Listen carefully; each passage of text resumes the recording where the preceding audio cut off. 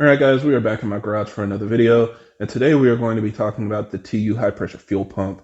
As of the time of filming this video, it's officially been 2 years since I installed the TU high pressure fuel pump on my 440i. Now this was one of the first DIYs on YouTube, and I think I was one of the first people to truly run it through its paces, post up a bunch of data about it and things like that. And I've learned a lot through that process. So I just kind of wanted to make this video to share some things that I wish I knew when I first installed my TU pump, and hopefully this answers some of the more common questions that you might have if you're getting ready to go this route yourself. Now, as always, for everybody that's new to the channel, I create these videos to help keep you updated on the latest developments in our community, as well as discuss technical topics so that we have a better understanding of how our engines work.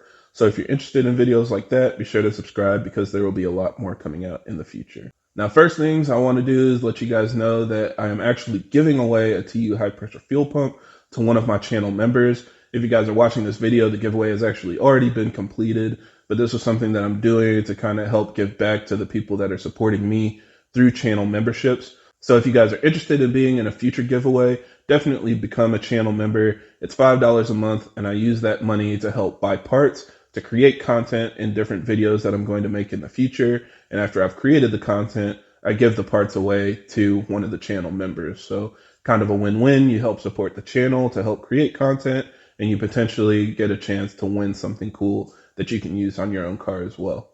So thank you again to everybody that has supported so far, and hopefully you guys will continue to enjoy these. I have a couple of giveaway ideas that I'm planning on doing in the next few months. So yeah, definitely think about joining if you guys are interested in being a part of that. So let's go ahead and talk about these TU pumps. And I think one of the big things that most people should realize by now is the pump prices have dropped significantly. When I bought my pump, I thought I was getting it for a steal. It was around 600 or 650 bucks.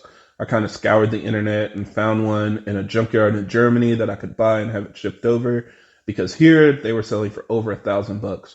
I think if you buy it from a dealership, it's still over $1,000. But a lot of people have found different options to get them for a lot cheaper, even less than 500 bucks. I kind of mentioned that in my video that I anticipated over time they would get cheaper, but I didn't realize how cheap they were actually going to get. Now, I do want to give a big shout out to BimmerNetwork. They're the guys that I bought my TU pump through, and I'll have a link down in the description if you guys are interested in buying one for a good price.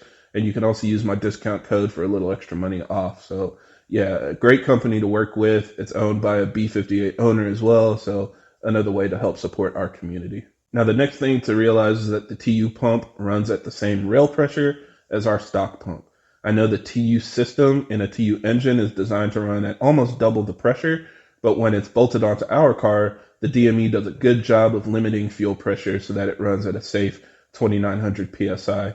Now, this was something that I didn't know when I installed it on my car. I actually basically just bolted it up, ran some logs, and then posted it up and said, hey guys, it does work. So, you guys can think what you want about me putting that kind of risk on my personal car, but I just felt like it would work because a couple other companies had kind of implied that they had used it and gotten good power from it.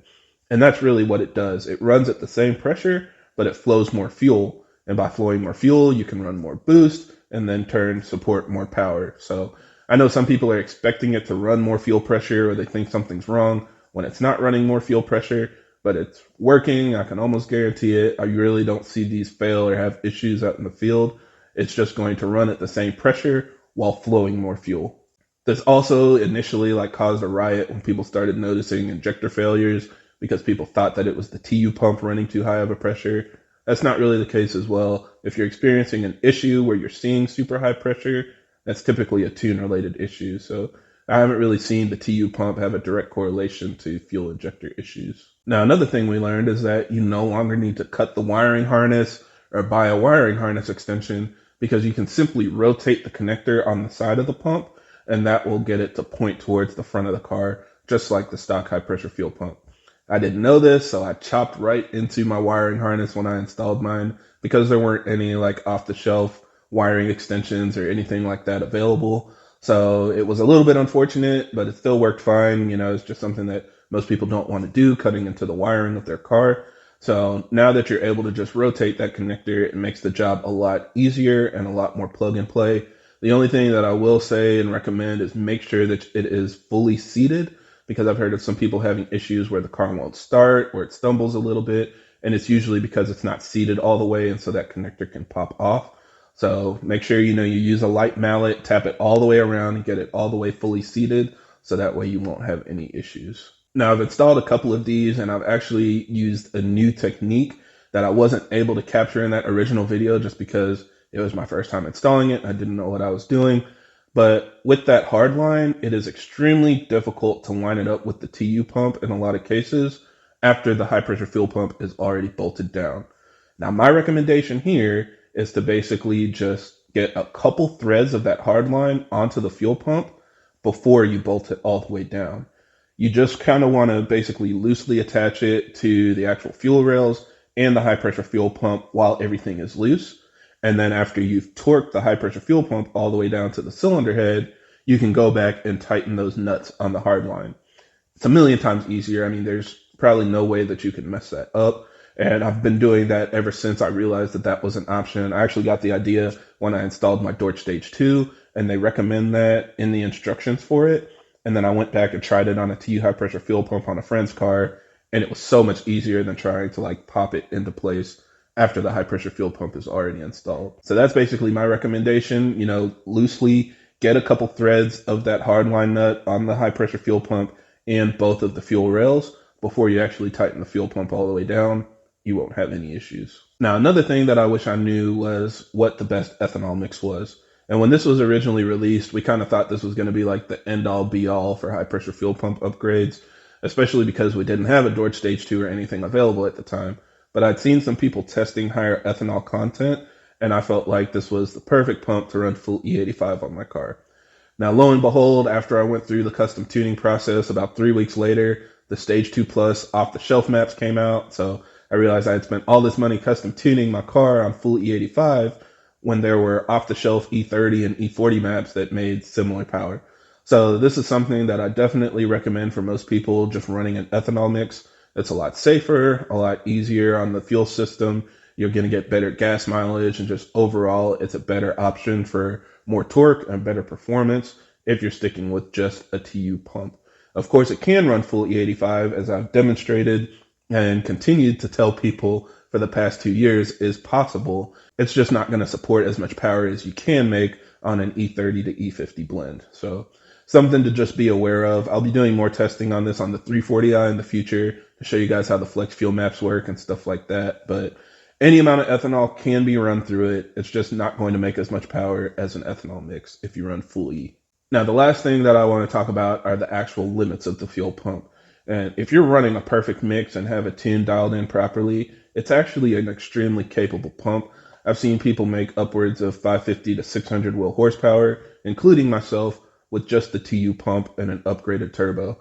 Now, you are going to be limited on boost. Most turbos, like hybrid Pure 800s, or if you have an upgraded full frame turbo like mine, you're not going to be able to run like 25 plus PSI on ethanol mix in most cases, but it'll still make good power. If you upgrade to a bigger high pressure fuel pump or add port injection, then you'll be able to support more power, but the TU pump is just going to limit it. Sorry if it feels like I'm just saying the same thing over and over, but I'm trying to make sure that I clearly state this so that people understand that this is a limit of the fuel pump, not something that ruins the performance of your car or makes it perform like a stock turbo. It is going to provide more fueling so that you can make more power than stock. It's just also going to leave more room for growth in the future if you further upgrade your fuel system. Now, if you don't have ethanol, you can definitely make over 600 wheel. It's just kind of difficult to find a turbo combination with the TU pump that supports that much power. I have seen a handful of people make over 600 wheel horsepower on like Supras and stuff. So it is possible if you have good quality pump gas. It just really depends. My pump gas wasn't good enough to get there. I was stuck around 500 to 550. Most people I see around there like 520 or 530 wheel. But in a lot of cases, if you have good pump gas and you have a big enough turbo to take advantage of it, you're going to see really good gains even on just pump gas. Now, again, you're going to be limited on the turbo. If you run more ethanol, then you'll be able to support more power with an upgraded fuel system. But if you don't want to worry about ethanol and flex fuel tunes and you just want to run, the pump gas you have available, the TU pump, I think, is more than enough for most people's goals. Now, keep in mind, I am saying a power level here. I am not saying a specific amount of boost or a specific target in your tune. this is something that's going to be relative based on the turbo that you're running. So I know a lot of people ask me specifically, like, how much boost can I run with a TU pump? I know how much I have ran. I know how much some other people have shared with me in their logs, but that does not guarantee that that's how much you're going to make. Especially if you're getting custom tune at this point, just let your tuner dial in your specific setup. The airflow is really what matters, not just the boost pressure. So it's going to vary based on ambient conditions and things like that. But you'll be able to dial in a tune that can basically max out the TU pump with most upgraded turbos. So just keep that in mind. There's going to be a power goal, maybe like a performance goal as far as like draggy times and things like that. But you can't necessarily say I should see a specific amount of boost when I'm running a TU pump. It just doesn't really work like that. So yeah, hopefully this answers your question. Of course, since then I have upgraded from my TU pump to a Dorch Stage 2 to help support my power goals on my big turbo build. But I don't regret running it at all. I think it is an extremely capable high pressure fuel pump and pretty much the best value fuel upgrade on our platform or pretty much any other platform that I've seen. You know, being able to get this for under $500 and supporting up to 600 wheel horsepower or more, depending on your setup, is a really big win-win for me. So definitely consider this. Of course, it's not the end-all be-all. So if you want more than that, there are other options available as far as port injection or bigger high-pressure fuel pumps. But if you have more modest goals, then this can definitely help meet those. So yeah, that's it for this video. Thank you guys for watching, and I hope this helps. And if you have any other questions or comments, leave them down below.